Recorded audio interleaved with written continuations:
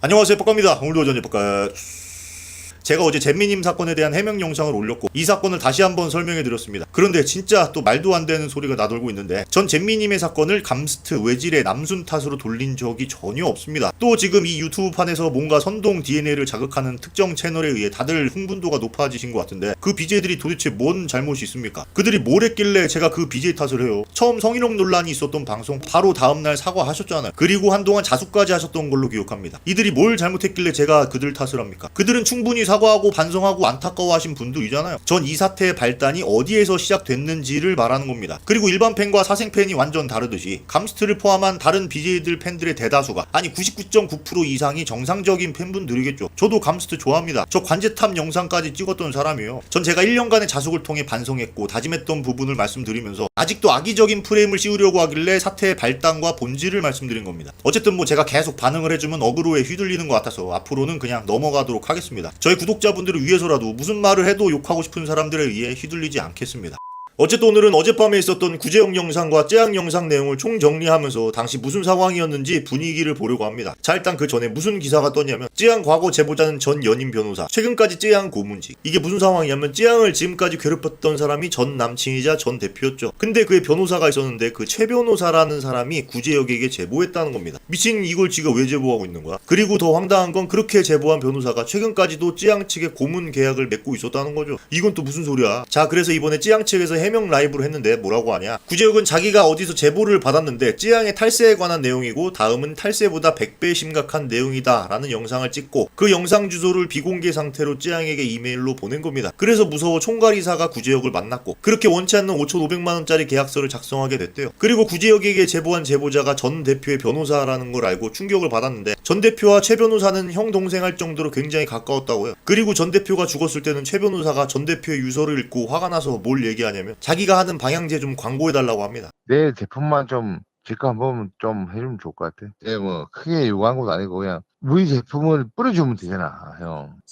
전 여자친구 가족인 친구가 한 번만 도와주면 되지 않나? 내가 유서를 보면서 복수를 해야 되나 말아야 되나 맨날 그래요, 형님. 복수를 해야 되나 말아야 되나. 난 그게 싫어. 복수하기 싫어. 난 그게 싫어. 복수를 내가 왜 하지? 저는 딱 하나. 나는 대통령이 하고 싶고. 제가 하는 제품, 그거 있잖아요. 정원이가 한 번만 고기 먹고 주는데 뿌려줘. 그게 어려워요? 그렇게 친하다는 사람이 죽었는데 지 제품 광고해달라고 연병 떨고 있네. 근데 방향제는 찌양 채널 성격에 맞지 않아서 대신 월마다 그냥 165만원씩 줬다고 합니다. 고문 변호사도 아니고 그냥 위기관리 직책입니다. 본인이 일했던 곳은 그저 성적인 접촉이 없는 유흥주점이었다고 하죠. 탈세, 조건만남 2차 아가씨는 절대 아니라고 합니다. 자, 근데 구제혁이 반박을 합니다. 사실 구제혁 영상이 먼저 올라오고 찌양이 다음에 올라왔는데 구제혁은 녹취 자료 영상이고 찌양은 그냥 발언이 대부분이라서 제가 순서를 바꿨어요. 어쨌든 저 1시간 영상 내용 중에 가세연의 폭로가 터지고 난 다음에 녹취는 건너뛰겠습니다. 지가 통화 녹음이 된다는 사실을 알고 있는 채로 녹음을 한 내용이라서 별로 신빙성이 없어요. 그래서 진짜 중요한 통화 내용들은 이 폭로가 터지기 전이야. 그래서 전 대표가 살자를 한 이후에 총괄이사와 구제혁이 통화한 내용입니다. 여기서 중요한 내용이 나오는데 최 변호사는 이 사건의 진실을 몰랐어요. 최우석 변호사가 원래 사건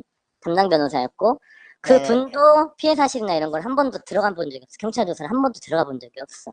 그래서 이게 피해가 얼마나 있는지 요 내용을 딱히 모르세요.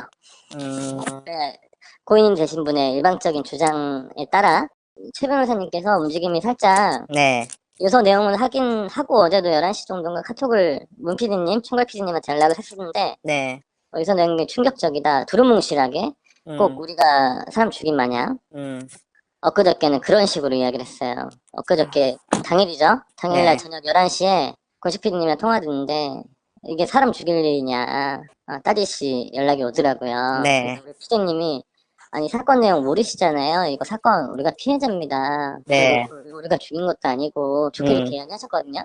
언제 한번 봅시다.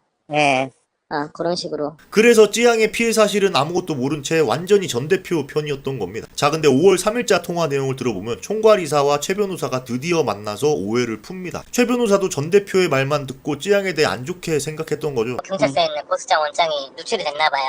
야, 그걸 어떻게 누출시켰지? 그죠, 그 대단하죠. 그러게요. 그렇게 해서 이제 상황을 아시는 거야. 이제 최우석 변호사님도 원래는 몰랐어. 그 고인이 됐던 분의 일방적인 주장에 몰랐고 재영님처럼 똑같이 사실을 알고 나니까 이건 끼면 안 되겠다. 이게 나 좆될 수 있다. 그래서 자기가 빠졌었던 거예요. 실제로 빠졌었어요. 그쵸. 저도 그 처음에는 뭣도 모르고 갔다가 이거는 진짜 다른 내가 좆되겠다 싶어가지고. 네, 맞아요. 그 최 변호사님 빠졌다고 이야기하고, 그러면 최 변호사님이 기존에 막 여기저기 이야기해놨던 것들 올 바르게 잡아줄게요. 저희 그러면 같이 뭐 같이 할 수 있는 거리들 네네. 좀 마련할 수 있으니까, 그러면은 위기 관리 피할 정도로 저희 도움 주십사.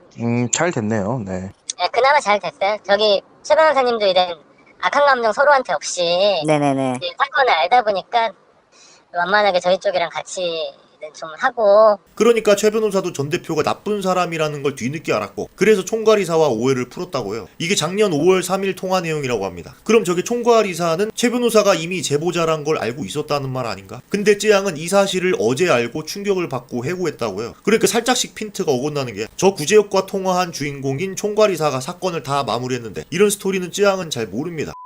자, 그래서 시간 순서대로 정리하면 이거요. 뭐 제 내피셜도 조금 들어가 있습니다. 전 대표는 쯔양을 4, 5년 괴롭히고 있었고, 쯔양 측은 또 너무 힘들어서 그냥 서로 발설하지 말자 하면서 내용 증명만 왔다 갔다 하는 상황에서 1차 고소가 합의됩니다. 근데 이 사건을 다 알고 있는 최 변호사는 입이 간지러운 거야. 일단 이 사람이 제일 문제긴 해요. 1차 고소 때 아무런 증거도 없이 주장만으로 보낼 수 있는 전 대표의 내용 증명을 대신 작성해주면서 지 머릿속에 쯔양은 이미 그런 년이 된 거죠. 최 변호사가 증거도 없이 내용 증명만으로 믿었다는 말이 어디 나오냐면, 전화통화에서 구제혁 한테 쯔양이 어디 다녔고 뭘 했고 이러면서 마지막 말이 거기서 일했던 것 같더라고. 그래가지고 그런 게 자기들이 내용 증명 주고받는데, 네. 예, 제가 이제 봤거든.